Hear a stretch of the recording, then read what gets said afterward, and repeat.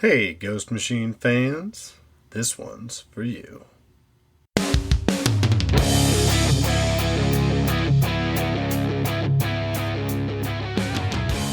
Welcome to the Ghost Machine Fans Podcast, episode 37. This time we have something very special in store for everyone listening. All of your incredible support this year has motivated us to keep creating for you, to keep growing the community with you, and has brought us to this moment that we all get to enjoy together. I'm Nick, and as usual, I'm joined by my special friend Snoggle, aka Becky. My dear, are you ready for this one? I'm so ready.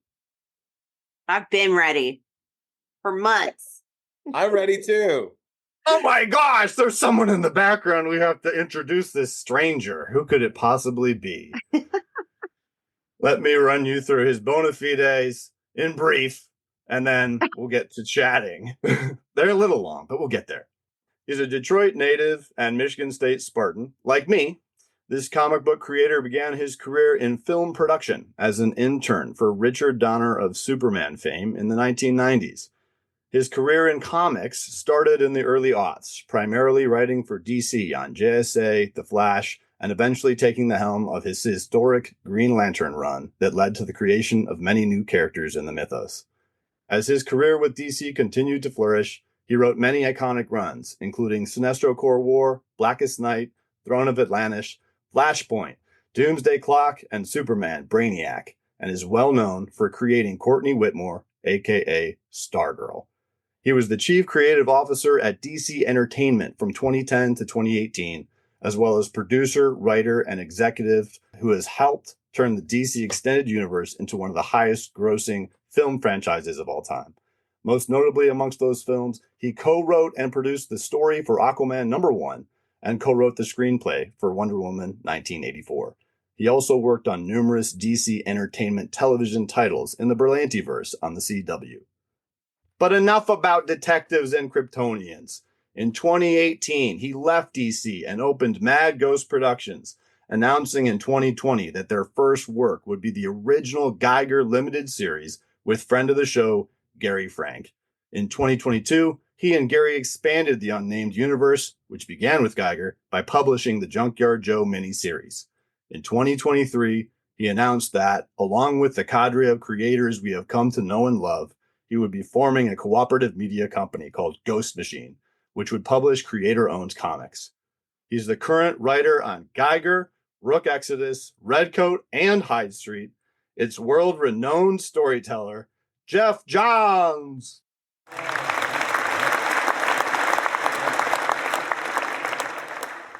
Oh my gosh, that was a great intro. Thanks. Thank you so much, Nick. Thanks, Becky. Great to be here. I'm a huge fan of the show, of course, and what you guys have done. And I really am grateful. As I said before we started, I'm really grateful that, and I was telling them, everyone who's listening, I was like, I do a lot of interviews, and I was a little nervous for this one because they do so much great, you guys do so much great work, and it's like all Ghost Machine stuff. So it makes me feel like, I don't know. I don't know why. It made me feel like I gotta hopefully live up to the expectations, but I'm excited to talk to you guys, and again, I'm really grateful for everything you do, and everyone out there who's supported, this endeavor, this new initiative, this new collection of people, and all these new characters we're introducing, and I'll shut up now. I mean, you're going to talk a bit more, but we are so excited. Thank you so much. Sure. We are excited, and I did want to just really quickly shout out and recognize that we're not just two people at Ghost Machine Fans. We also have someone named Nick Churton who does all of our Ghost Machine Fan Friday stuff that is out there in New Zealand. Cameron Gill out there in the UK runs our Blue Sky and our Twitter.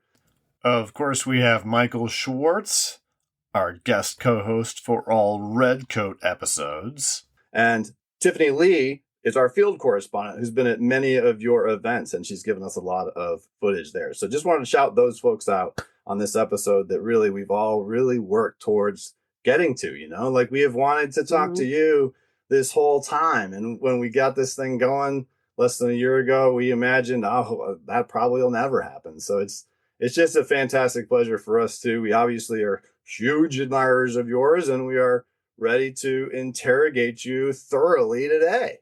Great, let's do it. All right. Okay, well, we'll start off with something fun. So we've heard that your origin story involves finding an old box of comics in your grandmother's attic, which eventually led you to regularly visiting your local comic book shop.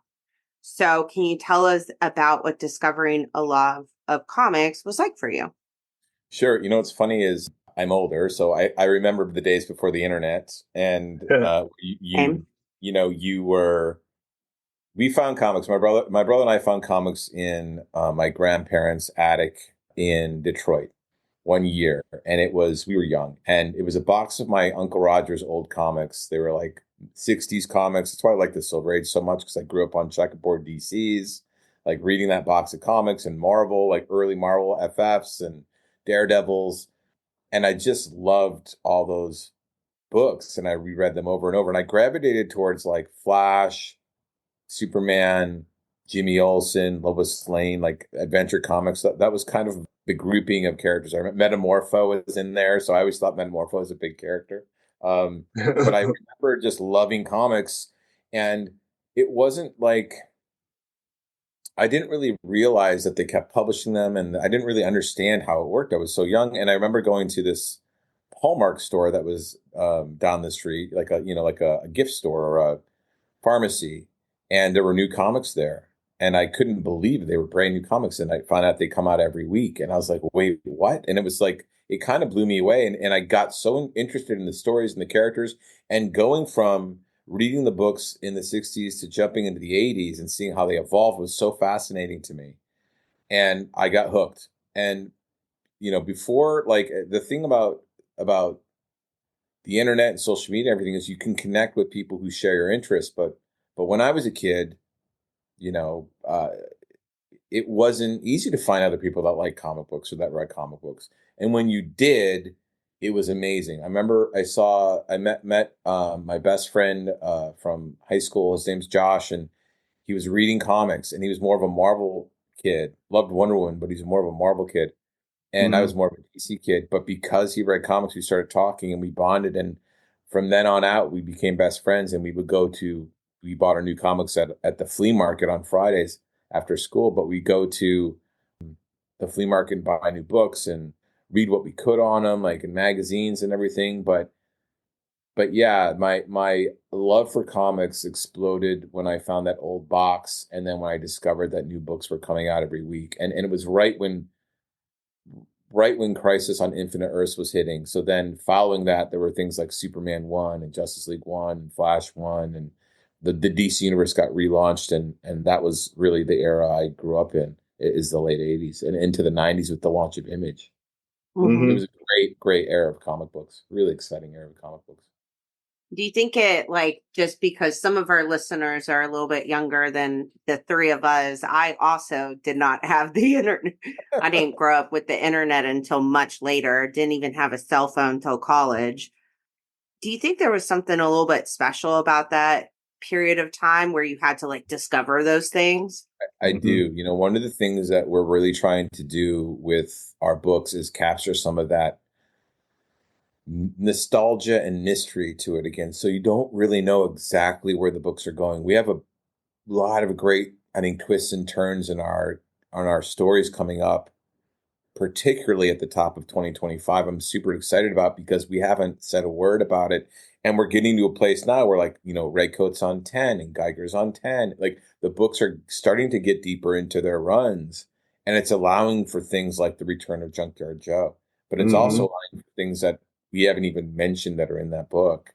And I'm super excited for people to pick it up and read it, because I just read the black and white version of it's all lettered up by Rob Lee. Beautiful lettering, as always. Rob's the best in the business. But I just read issue 11 for final kind of notes and had only a handful.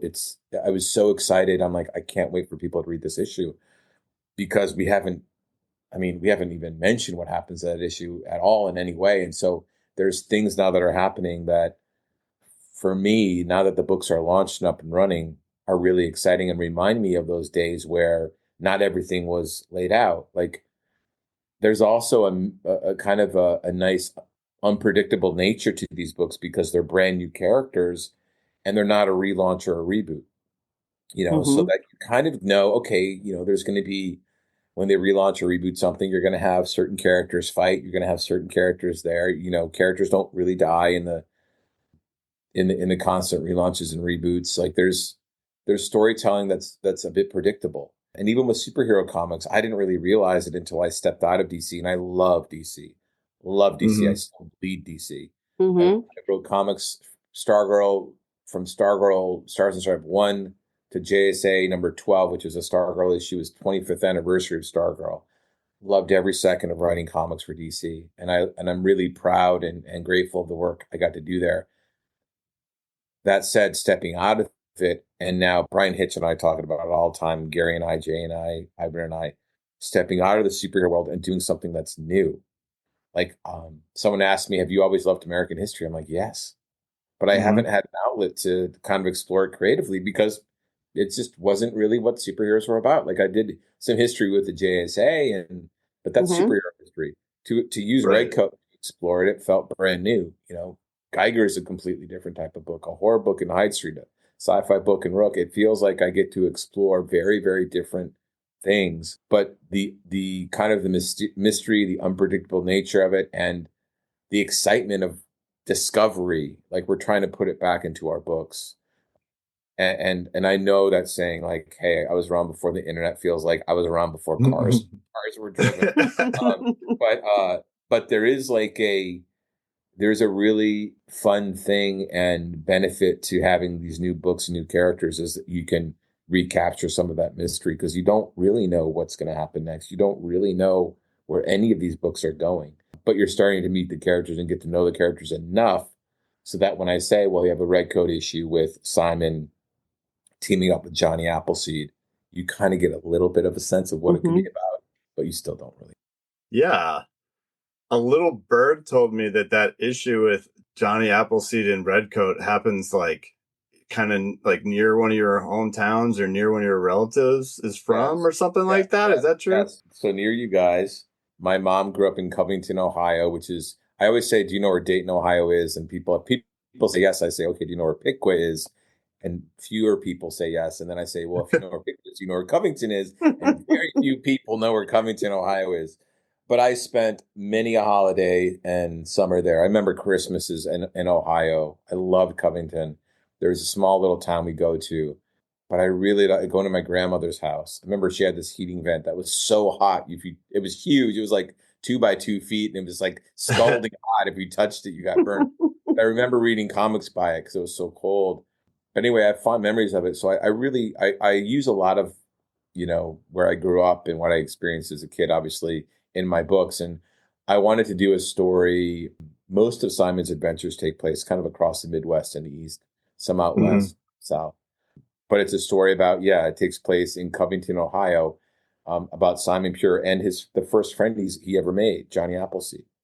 And it's just to look at what it's like to be friends. And it's something that was fun to explore. And then it also builds on the history of Simon, the psychological and emotional, arc of him and the journey he's going through, and mysticism in America. But it takes place in Covington, Ohio. And as I was researching this, and I came across it much later after I was into the issue. Covington's original name was Friendship, Ohio. And I just thought, how insane, and I've had a lot of weird things like that happen to me in life. How insane is it that I'm writing an issue that's specifically about friendship, and I'm setting it in the town my mom grew up in, and in the middle of the issue, I discover that this town used to be called Friendship, Ohio. So weird. It's fortuitous, is what it is. It is. There's a lot of weird stuff that's happened to me in my life, like that, where like Breck Bassinger, who played Stargirl, was born the same month and year the book came out in 1999. Ooh. Really, really weird. Weird things, like there's 100, I won't list them, but anyway, yeah. So I'm super excited about Redcoat number 9. It comes out in January. It's a beautiful issue as always. Brian drew the hell out of it, and his Johnny Appleseed's just a wonderful addition to the Simon Pure universe.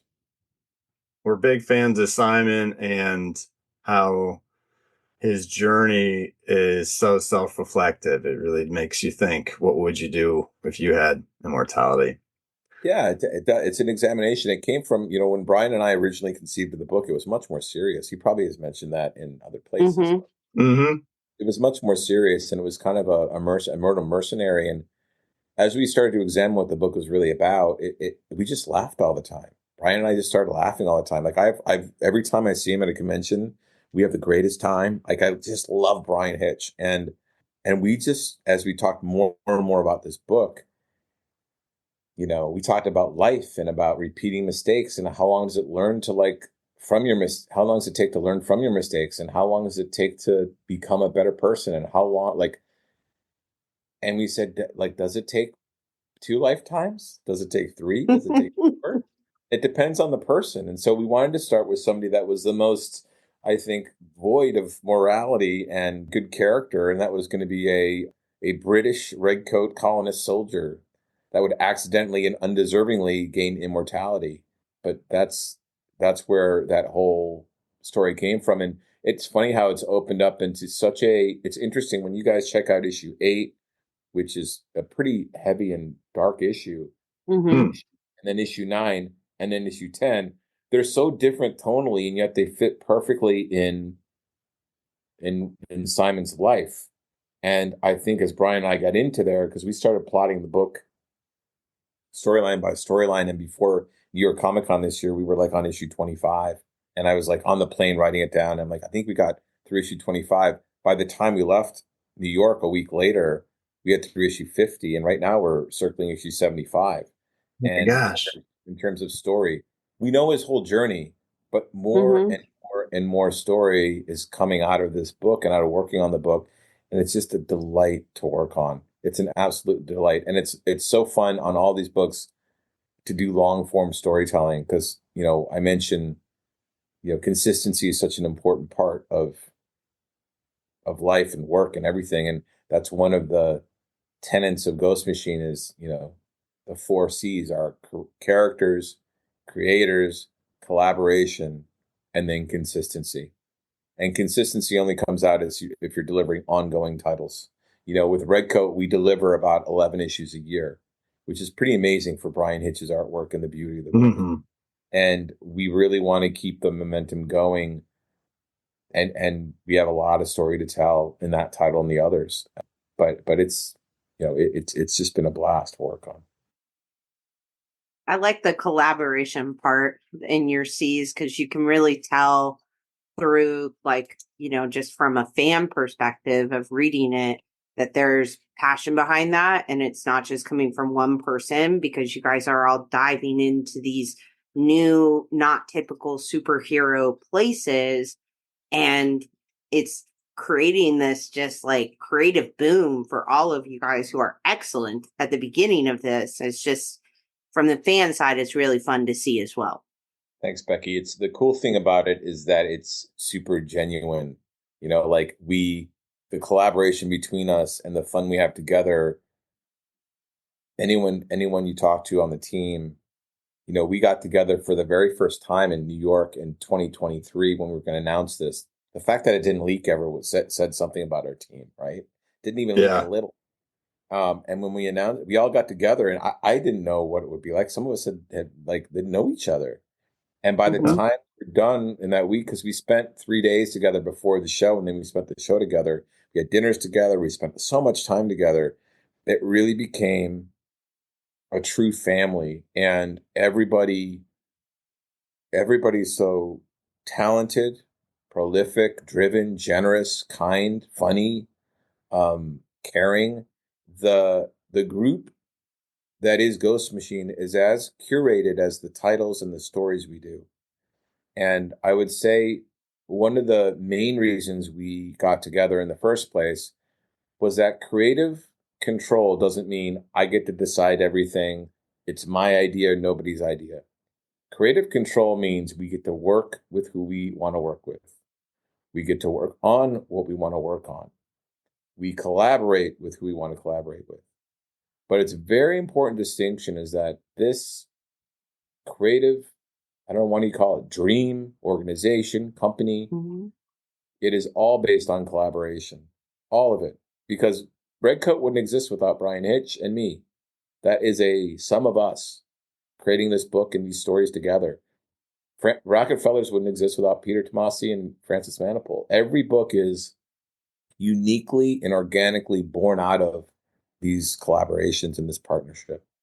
You can like, people listening can't see my background on my screen, but it's the big Ghost Machine character spread that Gary Frank did that we had at New York Comic Con.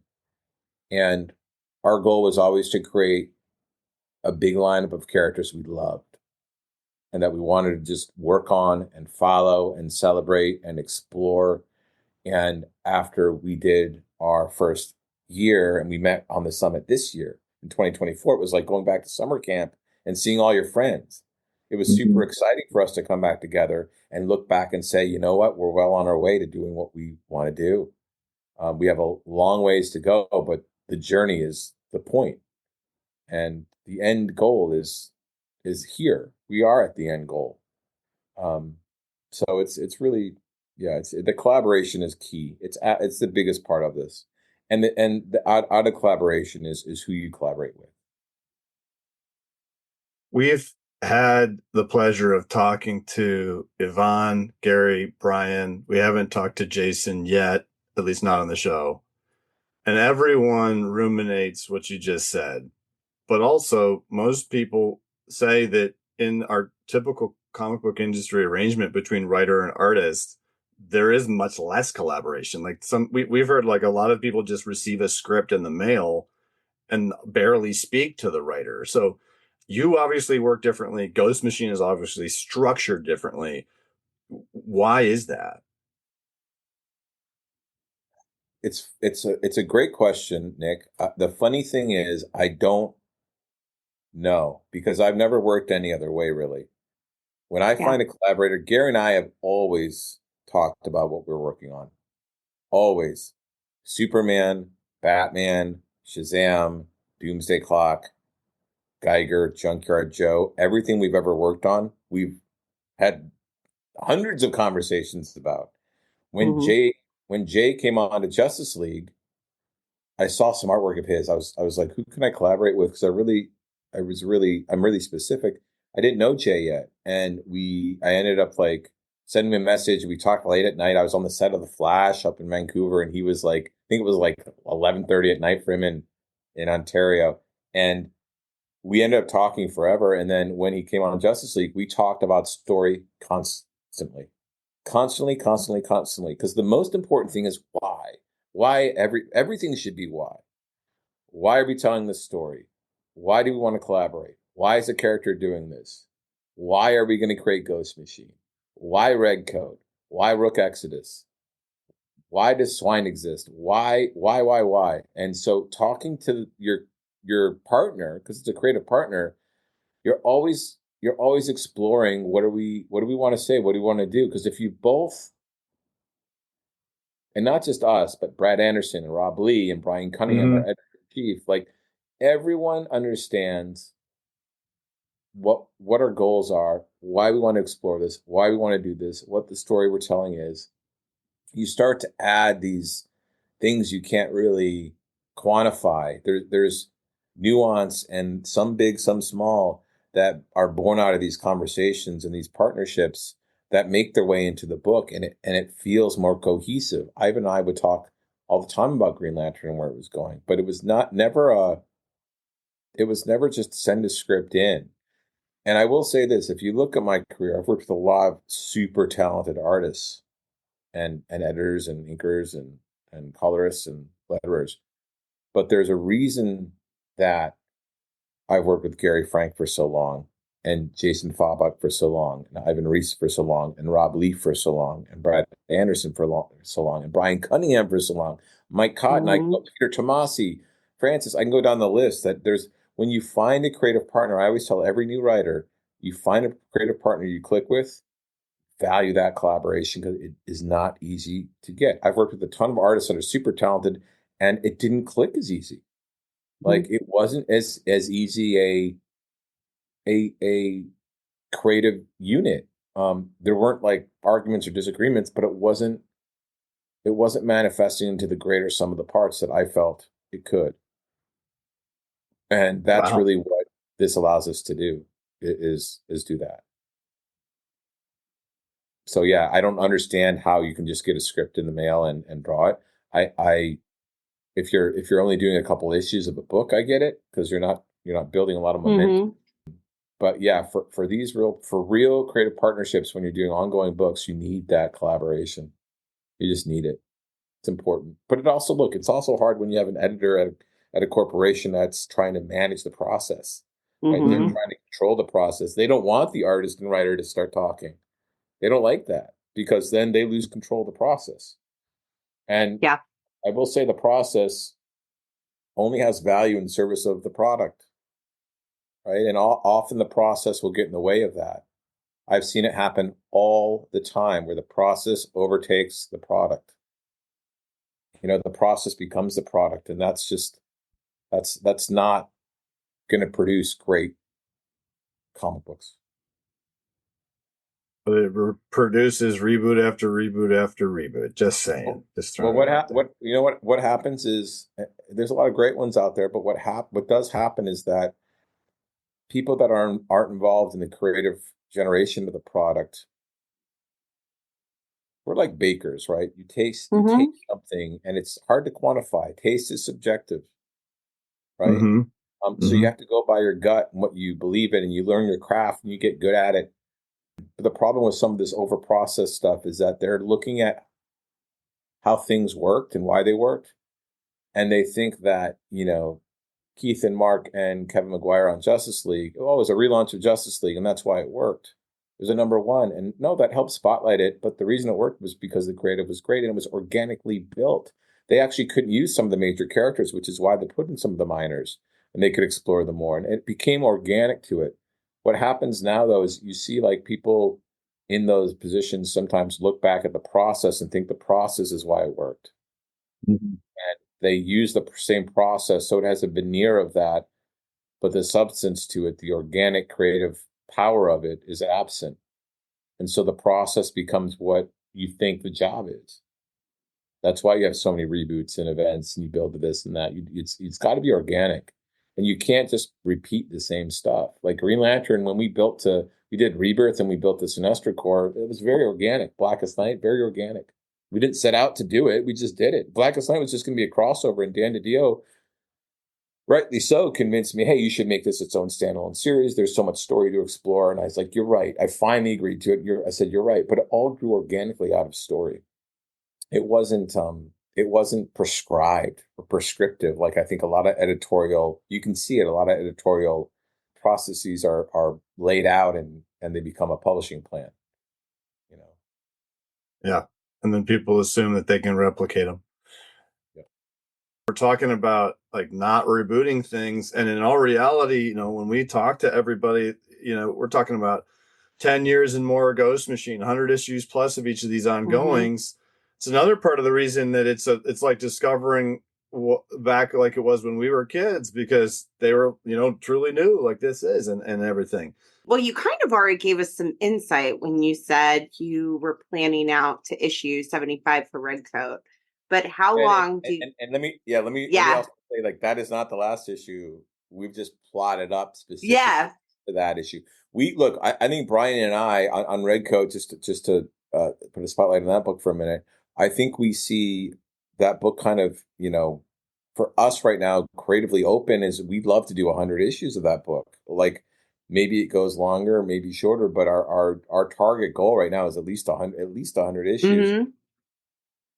The thing about these ongoings, and again, you don't really know until you're in it, but people are like, oh, what are you going to work on next? I'm like, I'm nothing. I'm working on Geiger, Redcoat, Rook, and Hyde Street. Those are the books I'm writing for the foreseeable future. I've got no other plans to do any other books. These are all ongoing books, and I love working on these books. They're all very different. They're all super satisfying. They're all really exciting. I don't know how long they'll all go, but I've done 10-year runs before on Green Lantern and JSA, and I love the long run. I love the long run. I think that you get so much wonderful storytelling out of these long runs. I'll do that. I'll do these books for as long as we're as long as we believe that the creative is good. And, we're really having a lot of fun, but the whole point is just to do these, just keep doing this. Like again, I said, I read Geiger 11 over this morning, and I was so happy and excited about it. And it just, all that does is make me think of more stories and more just to go. And what we're doing in that book right now is like, I feel like that book's leveling up to another level, which I didn't even know we could get to. And that's exciting. That's really, really exciting. That's so I don't quite know how long the books will go, but the goal is to have them go a long, long time. Good. Because I mean, Awesome. like from, again, a fan perspective, like I'll equate it to like you started watching some TV series and it's like season 1 and you're like, oh my gosh, this show is amazing. And then they cut it off at season 2. Yes. I feel the same way. I feel like, again, one of the things that I think another reason that we built Ghost Machine is so we could do this, right? Yeah. So that we could stay on the book, because I was very lucky to have the success I had on Green Lantern or JSA. But even at some point, I remember they're like, we're going to reboot it with the New 52, and Green Lantern had to stop at 67 and start at 1. And I never planned on doing that. I had planned on just continuing the book on, and it does change your storytelling which is fun too. Sometimes it can be really fun. But with this, we didn't want to say like you got 12 issues and then you're done, or the book has to, perform. Our books are performing incredibly well. We're really happy with them, but like the books have to perform a certain level, or there's a crossover coming up that is going to derail the book for a bit, or we need to relaunch everything this summer, so you're going to be taken off this book and put on this book.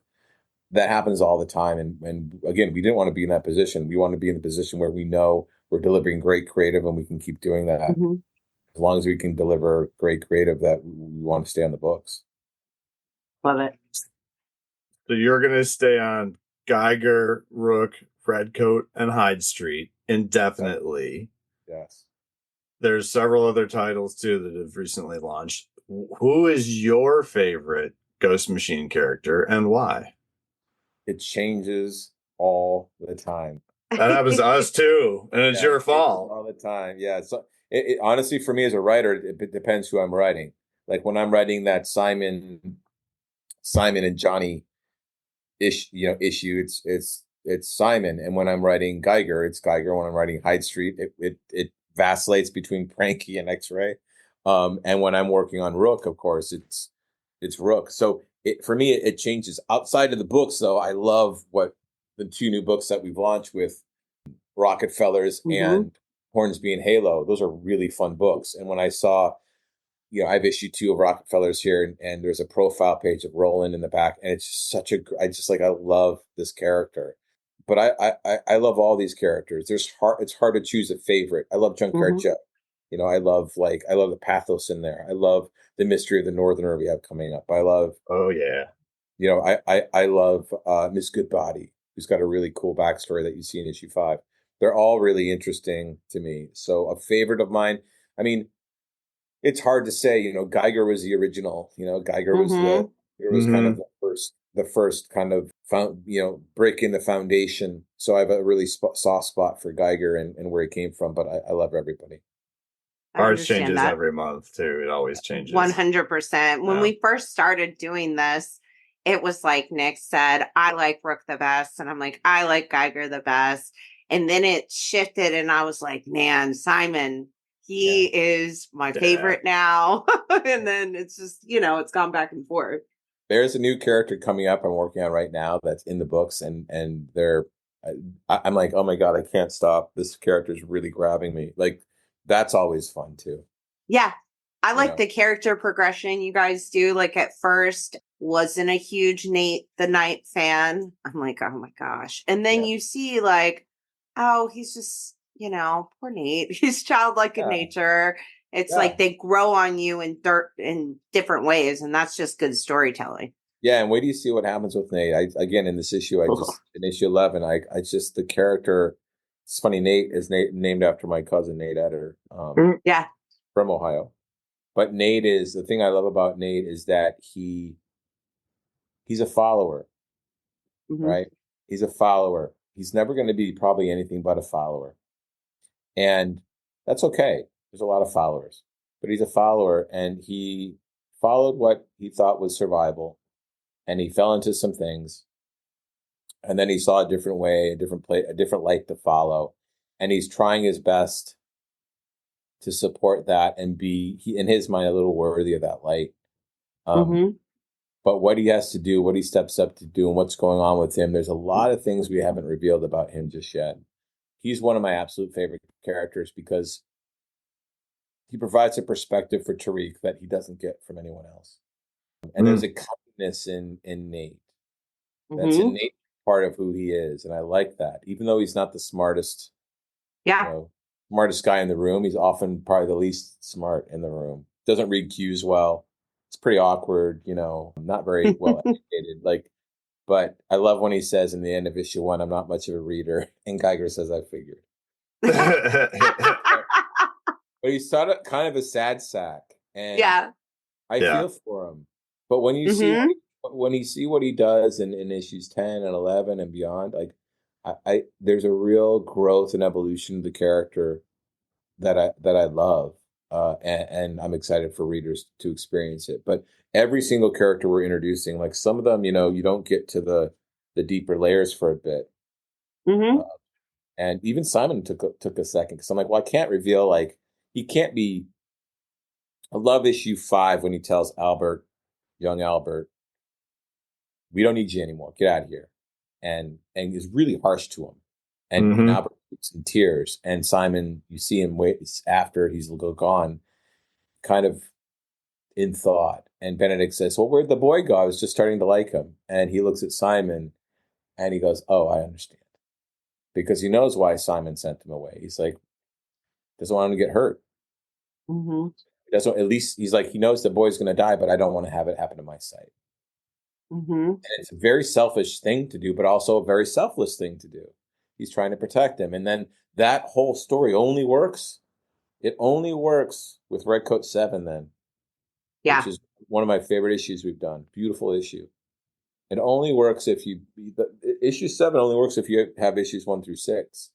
So one of the other things I love about doing these books is exploring our characters. We can get deeper and deeper and deeper and keep showing different sides to who they are. Because everyone's very complicated. Everyone has different,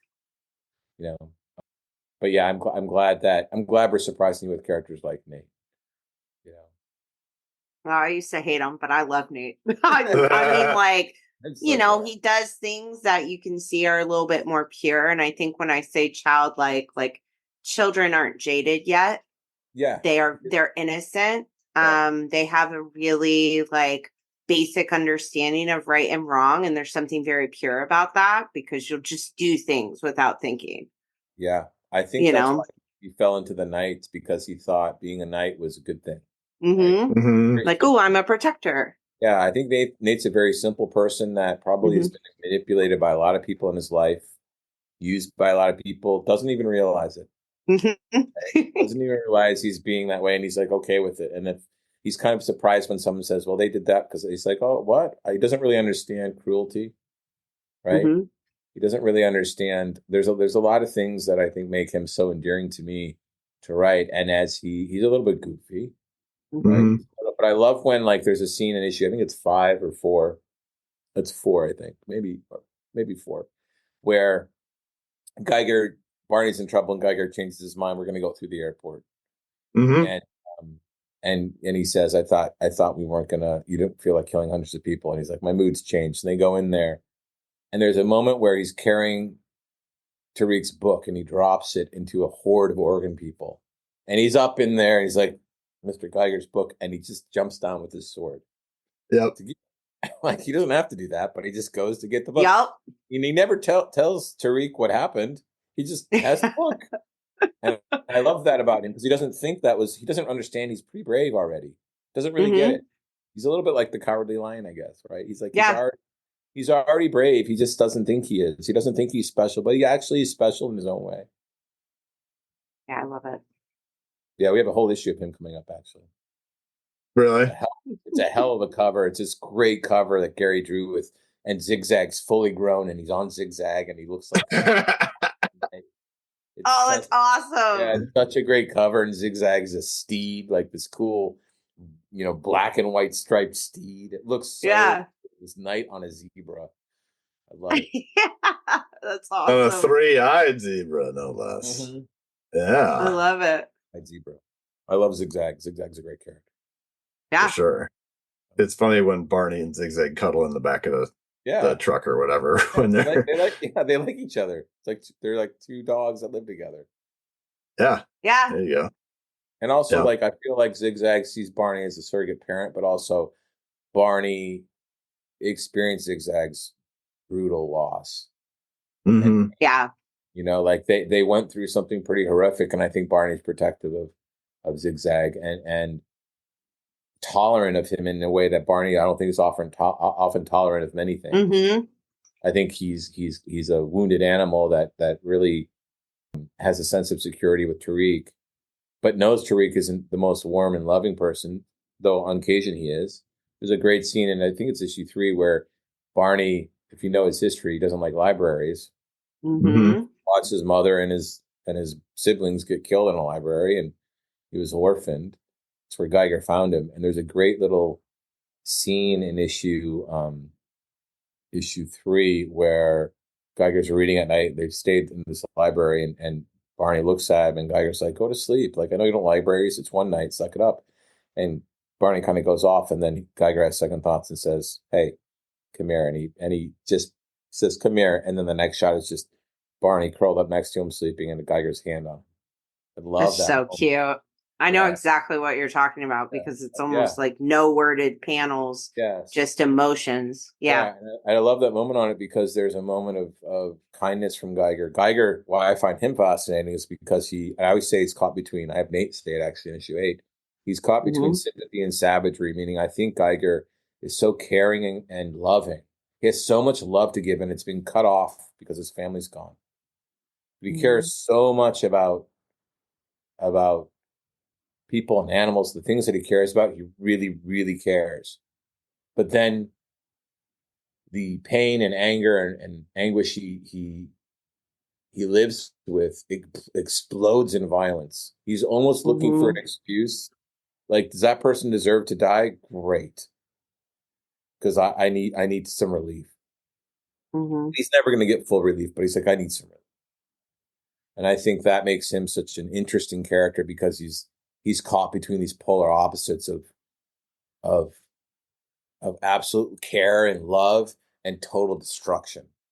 And that's reflected at physically. You see him as a man, and then you see him as the glowing man, and he resembles this man and this monster, and this dichotomy of this character is so wonderful. But these moments of emotion, every Geiger issue, one of the things that's like, look, every issue has a moment of violence, and every issue has a moment of emotion. Warm emotion. And if you look at it, because Geiger's he's always kind of, and the morph might not come from Geiger, it might come from another character. And the violence might come from another character. But those two kind of emotions of this like rage and this like release are in Geiger, and then that kind of heartwarming moment of Geiger and Barney together in the library, and Geiger saying, I know. Like, he doesn't want to be tolerant of it. Like, get over yourself. Trauma. Everyone has trauma. Get over it. But then he just has. He knows he's hurting, so he can help by just doing that. He's like, I'm acknowledging that you have it. I'm sorry you have it. I'm right here for you. Remember that. Like, I don't know why I have to remind you, but I'm going to remind you. I love that moment. Same. I have a question for you guys. Like, so obviously you've read comics for a while.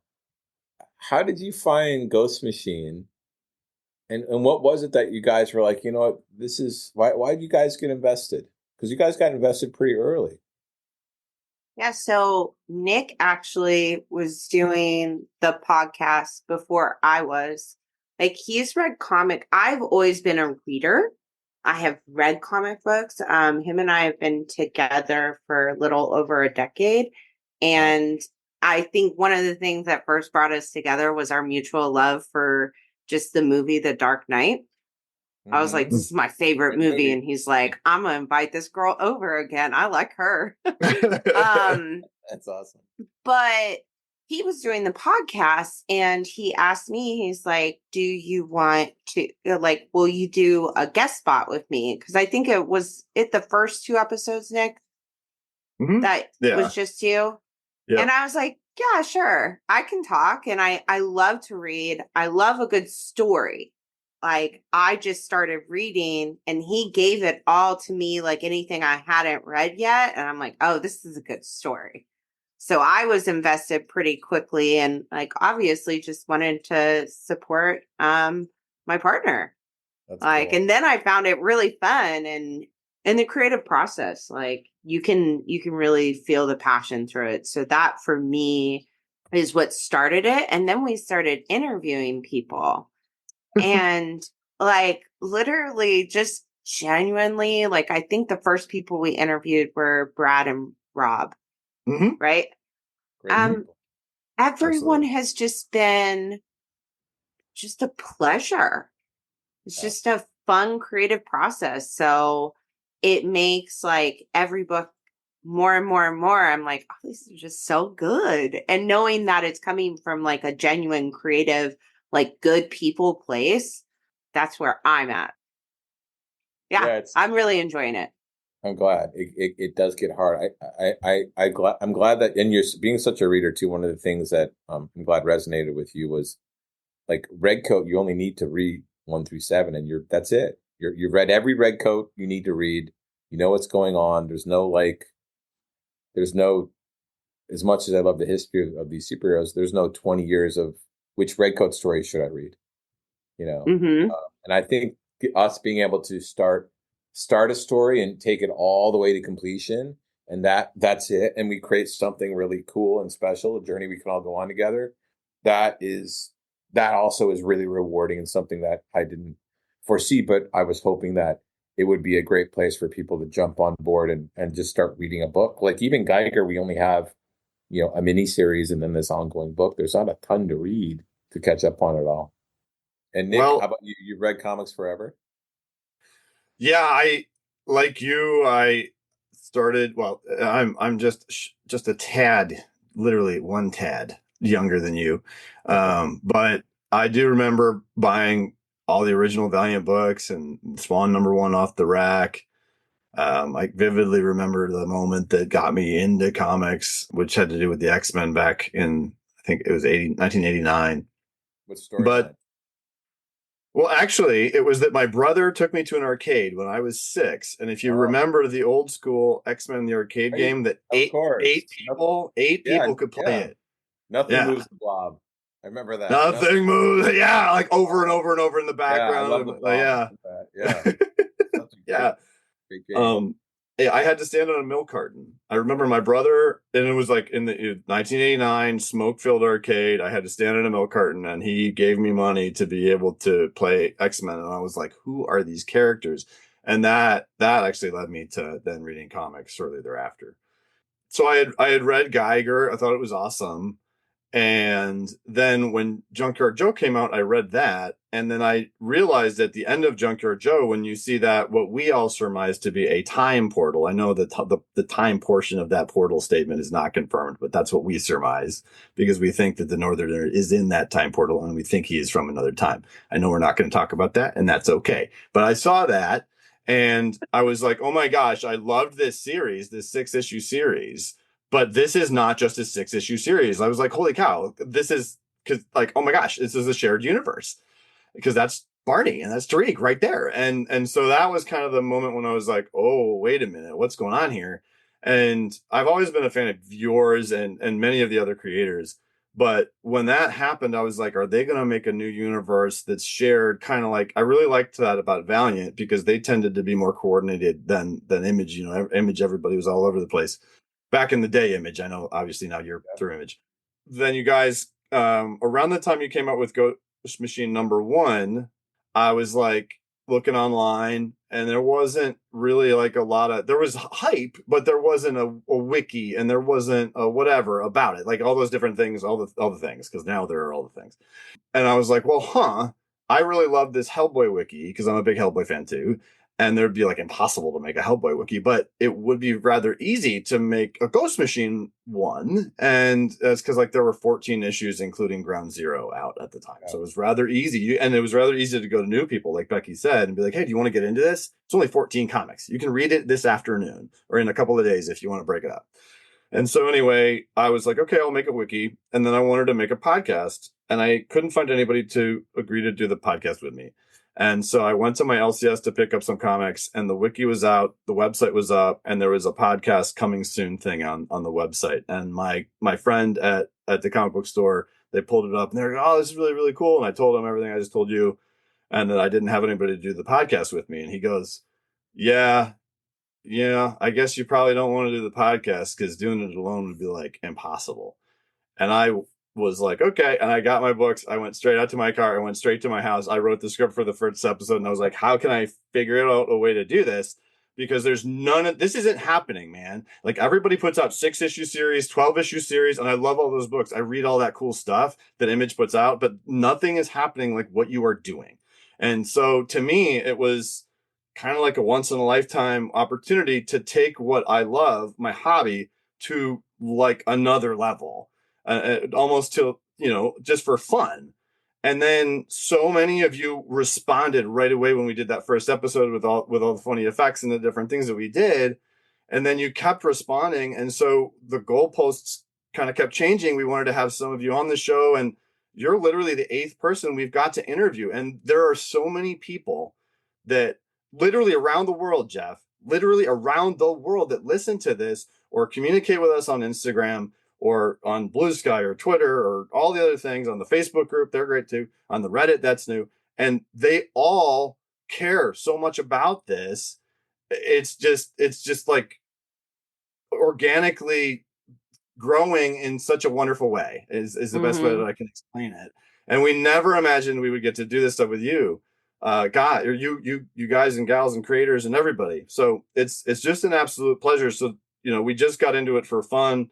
And what it's become is just amazing, man. Like this is just to be able to experience this as fans. It takes it truly to a whole nother realm for us. So that's my long-winded answer to your question, and that's why I love that answer. I'm excited to have you guys on this journey with us. It's really fun, and it is. It's funny as you mentioned Valiant and Image, those early ones. That's also what some of the stuff that inspired us early on was that early Valiant, early Image, those initial kind of launches of what was a shared universe, but all the books felt unique. Early version, the same thing. They all felt really, really unique and character driven and ongoing. And somewhere along the way, I don't know why ongoings got so hard for. I mean, I know they take time because I'm working on them, and they take time to draw, and they take time, and we're trying to come out, with as many ongoings as possible to a point, because we're not going to do, we're probably not going to publish more than an average of, 6 books to 7 books a month. Like we're not gonna, our goal is not to have 20 books a month. Our goal is to, we're going to have a little more growth, but not much more. Like we will have mini series that come in, like First Ghost is next year. We have a great artist on that. We'll probably announce in February. And another book from the Devour team is going to come out next year. That's a great miniseries. And we've got in Lamont's book, Soulless, which we've mentioned a couple times. That's going to be coming out next year too. And then our and Rook returns, and then our continuing books. But we're really concentrated on quality over quantity, and making sure that we deliver these ongoing titles like that. That I want, Becky, I think you mentioned number 37 in or this is podcast 37 or something like that. I want you guys to be reading Red Coats 37. You know what I mean? I want you to be reading Geiger 37, High Street 37. I want you to be reading all these books and getting deeper into the characters and the stories. And also, when I was a kid, everyone has their own things, and life isn't always easy. You're dealing with things all the time. But I remember, at least I had New Comic Book Day. It just got me through everything, from small things that were tough to really big things that were tough. And comic book Mm-hmm. day every Wednesday and Thursday. It was Thursday, then it moved to Wednesday. But every week, I knew I had comics to look forward to, and that got me. It just kept me going no matter what. And part of the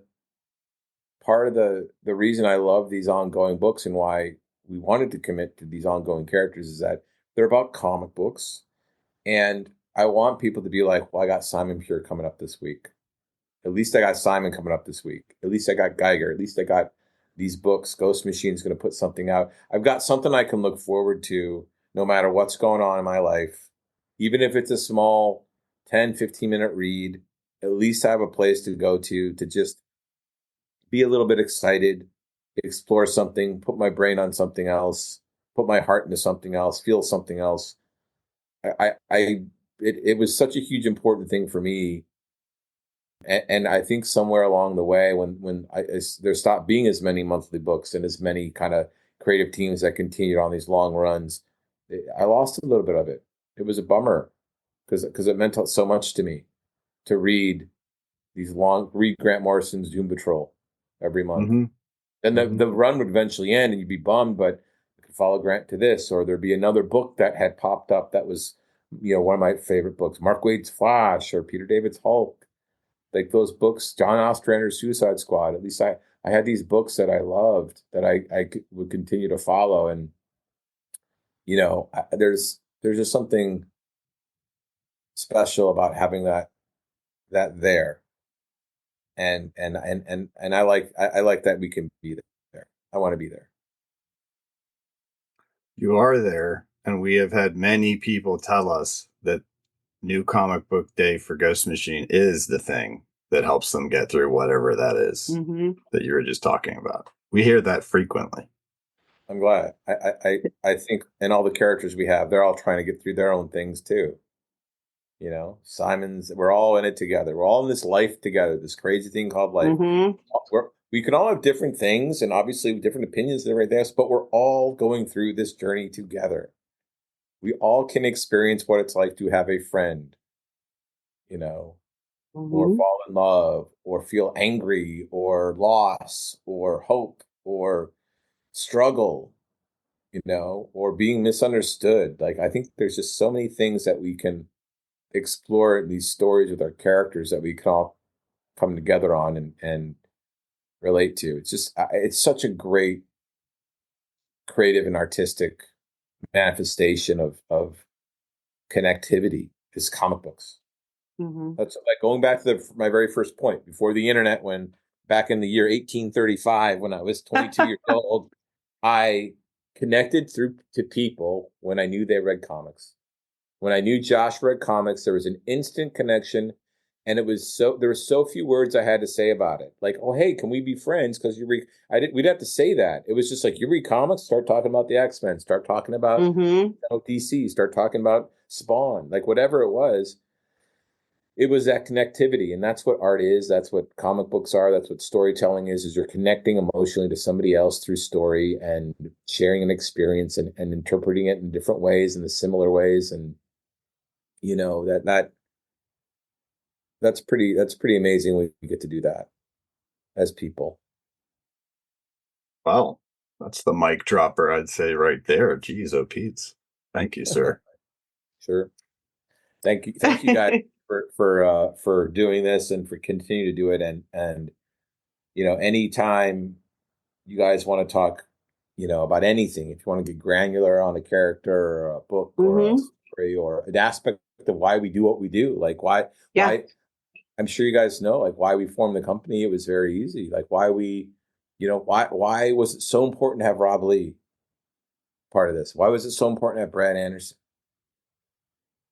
Anybody that's a part of this. Why is it so important to have the cardstock covers? People kept complaining about, books, not our books because we have cardstock covers, but books, and like, wow, as soon as you touch it, it folds, it creases. And like, I want you, when you hold our comic, to know, like, we care, like we can dictate. Yeah, it's more expensive. We don't make as much money, but it's worth it. We want people to hold our books and be like, that's a comic book. Like, this is a special book. Our paper quality is high. That's like one aspect that we can control as a company. We get to choose our paper quality. They say it costs us much more. Okay. It's just the way it is. Because usually, like, sometimes the business aspect of the world that we all live in takes over from the passion and creativity and the love part of what you're doing. So to know, like, yes, we need to make money, and I'm going to make less to make something that I feel good about. Yes. I think one of the things we try and do is put every penny into our books that we spend. And the other thing is the quality. Like, I love Brian Cunningham. The other day, we're talking about something. He says, what about quality? I said, you're right. Quality is the best. Quality is the most important thing. Quality is what we will do whatever we need to do to make it high quality. Right. That comes from the creators that are part of Ghost Machine, the artists and writers that are part of Ghost Machine, our colorist Brad and Rob on lettering, our designer Steve Blackwell. Like, everybody is just top notch in this company. And it's all about that quality. And it's going to cost a little bit more. It's going to take a little more time sometimes to do higher quality. But the moment you start cutting corners, the moment you're like, let's just downgrade our paper stock. We're going to make 25% more an issue by downgrading our paper stock. But at what cost? It's a huge cost. I think the moment we can't ever sacrifice quality.